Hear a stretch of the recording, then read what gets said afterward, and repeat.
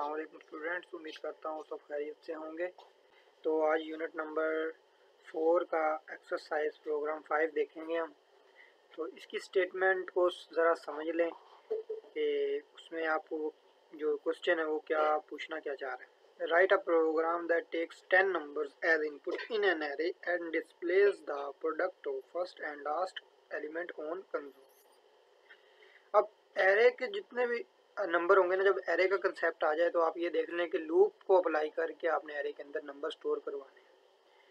अगर सिंपल एक वेरिएबल हम देखें ना, 10 वेरिएबल्स हम अगर करते हैं स्टोर, तो हम कहते हैं कि inter first element, inter second element, फिर उसको स्कैन एफ करते हैं। इसी तरह इंटर थर्ड एलिमेंट, फिर उसको स्कैन एफ करते हैं, फिर इंटर फोर एलिमेंट, फिर उसको स्कैन एफ करते हैं। यानी बार बार हमें print F scan F, print F scan F देना पड़ता है।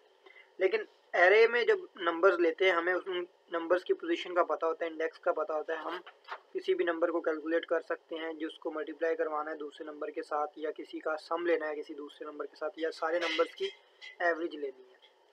यहाँ पे हम एक एरे डिक्लेयर करते हैं कि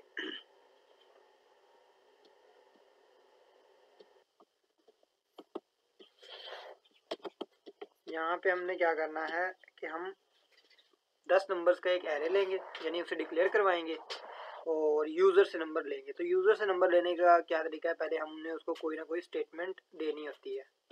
तो जब हम उसको स्टेटमेंट दे देंगे, यूज़र वो रीड करेगा और इस तरह फिर यूज़र क्या करेगा, 10 नंबर रैंडम कोई भी 10 नंबर इंटर करेगा। यानी पहले लिखेगा वो 10, फिर लिखेगा 20, फिर लिखेगा 30, मतलब कोई भी रैंडम नंबर 10, 20, 30 नहीं, 12, 11, 21, 25, कोई भी ना 10 रैंडम नंबर यूज़र इंटर करेगा।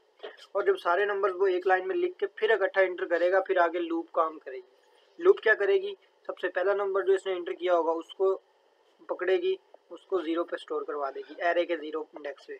इस तरह जो दूसरा नंबर उसने इंटर किया होगा वो उसको एरे के 1 इंडेक्स पे। इस तरह तीसरा नंबर जो होगा वो एरे के 2 इंडेक्स पे। इस तरह चौथा नंबर, यानी 0 से 9 तक, 1 से 10 तक जो नंबर यूज़र ने इंटर किए हैं ना, कोई भी रैंडम नंबर्स, वो 0 से 9 पोजीशन यानी इंडेक्स पे स्टोर करवाती जाएगी 1 बाय 1।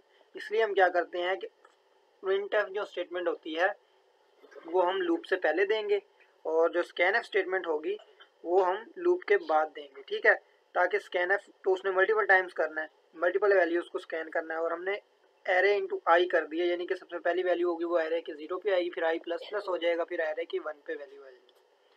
जब ये लूप ब्रेक होगी उससे नीचे हम एक स्टेटमेंट देंगे, printf product of first and last element of array, यानी कि फर्स्ट डिजिट और लास्ट डिजिट कह लेंगे, फर्स्ट एलिमेंट और लास्ट एलिमेंट कह लेंगे, फर्स्ट वैल्यू और लास्ट वैल्यू कह लेंगे, यानी कि जो आप दिखना चाहें।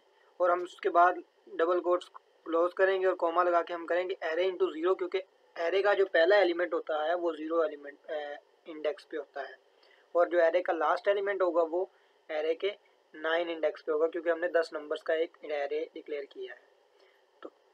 तो यहाँ पे मैं ये स्टेटमेंट दे दूंगा, और जैसे ही एरे में उसके बाद 10 वैल्यूज़ पड़ी होंगी 0 से 9 तक, वो फर्स्ट एलिमेंट यानी 0 इंडेक्स वाला और लास्ट एलिमेंट जो 9 इंडेक्स पे पड़ा होगा, उन दोनों को मल्टीप्लाई कर देगा उनका प्रोडक्ट, और वो प्रोडक्ट जो है हमारे पास वो डिस्प्ले हो जाएगा, क्योंकि हमने परसेंटेज डी यूज़ किया है उस वैल्यू को पिक करने के लिए। जब मैं इसको एग्जीक्यूट करके देखूंगा तो हमारे पास जो आंसर आएगा वो ये होगा कि यूज़र ने जो भी इंटर किए होंगे नंबर्स, उनमें से पहले और लास्ट वैल्यू का आएगा प्रोडक्ट। तो यहाँ पे हमने प्रिंटफ स्टेटमेंट नहीं दी, हम प्रिंटफ स्टेटमेंट दे देते हैं